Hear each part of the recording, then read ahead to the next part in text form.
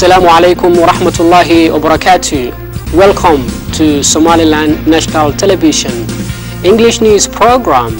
My name is Farhat Sheikh Habib and I'm here to update you with the latest top stories. Coming up, the main news headlines. Somaliland Minister for Presidency holds a meeting with the resident leaders of Bur'a prior he departed to Hargeisa. Professor Ismail Samata, a Somaliland prominent scholar and writer, lectured for Girls University in Hargeisa. More than 35 people killed in Shanghai during the New Year celebrations. Somaliland Minister for Presidential Affairs, Mr. Hirsi Ali Haji Hassan, held an overwhelming ceremony regarding addressing issues of security and development with the traditional leaders and intellects into the provincial capital prior he returns to the capital of Hargeisa. The Minister of Somaliland Presidency, Hirsi Ali Haji Hassan, accompanied by Deputy Minister of Agriculture and State Minister of Finance, had a meeting with elders, traditional leaders, and intellectuals of Togre region. The elders and Minister of Presidential Affairs exchanged different information where the cultural leaders presented the basic needs existing in the region. Likewise, the elders underlined that the current government led by His Excellency Ahmed Mohamed Mahmoud Silayo, the President of Somaliland, made huge developmental achievements.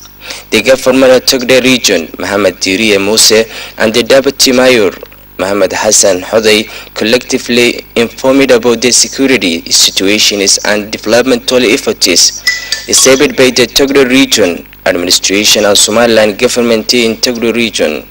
On the other hand, members of Togre elders and sultanis spoke at the venue and stated Togre region is moving forward at any stages of economic and social infrastructure. The State Minister of Somaliland, Minister of Finance Osman Sahardid Adani, who spoke at the meeting, elaborated on the significance of unity between citizens and Somaliland government. In the conclusion, the Minister of Presidential Affairs, Hirsi Ali Haji Hassan, provided a valuable speech to the elders and other attendees in the meeting, whereby the Minister emphasized the importance of cohesion and cooperation between the Somaliland government and traditional elders to strengthen their security and stability in their entire country. Professor Ismail Samata, lecturing at Girls University, has revealed the necessity of having collective efforts to continuously improve the economy, maintain effective governance, and preserve cultural integrity.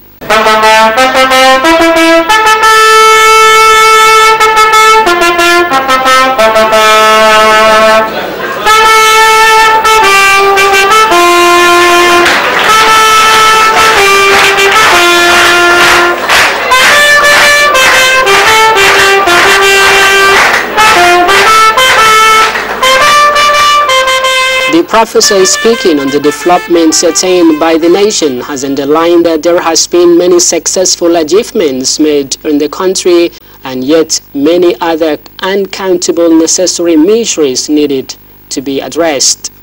Samata stated that many important measures need to be addressed to develop the nation, which are including differentiating citizenship from kinsman.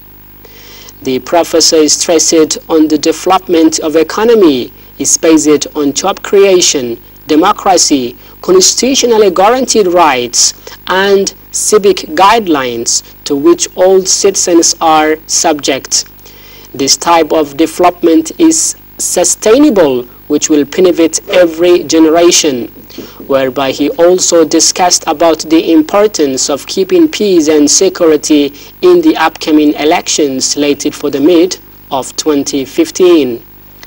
Samata gave the audience a description of the various forms and phases of the New Year of 2015, whereby he enthusiastically sang with the Somali New Year song, which highly attracted to the audience.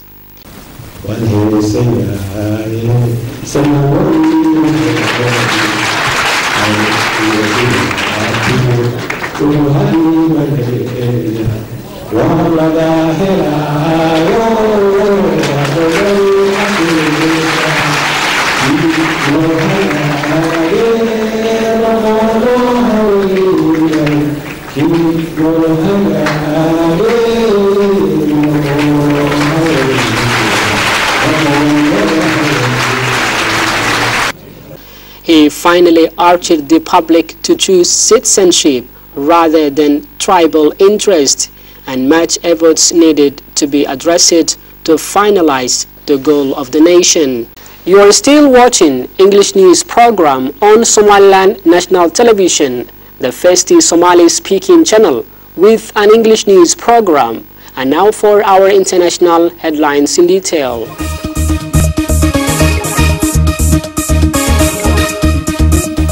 An investigation has been launched what sparked a rush during the New Year's Eve celebrations in Shanghai, killing at least 35 people. Over 40 others, mainly students, were also injured. Photos showed rescue workers trying to resuscitate victims lying on the ground. The trigger of the tragedy still has to be confirmed, but witnesses said the incident was at least partly caused when people tried picking up fake money thrown from the building. Dozens of distraught relatives gathered at a hospital waiting for a news of their loved ones, with some expressing frustrations at lack of information as police held them back. An injured man was described as one of these people who were killed.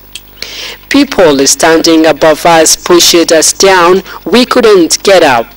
One of the platform overlooking the river, a line of people who had stood above us fell onto us, so we were pushed down. The authorities had shown concern about crowd control in the run-up to the celebrations, with at least one event having been cancelled. North Korea's leader has used a New Year's speech to announce that he is open to resuming peace talks with South Korea. As the North remains under the spotlight over claims of cyber threats against the US, Kim Jong-un spoke on state television.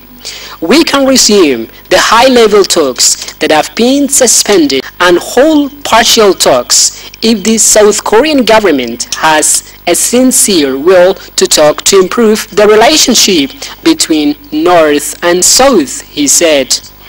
In addition, if the atmosphere and environment change, there's no reason not to hold the high-level talks. The comment comes days after South Korea proposed to restart dialogue.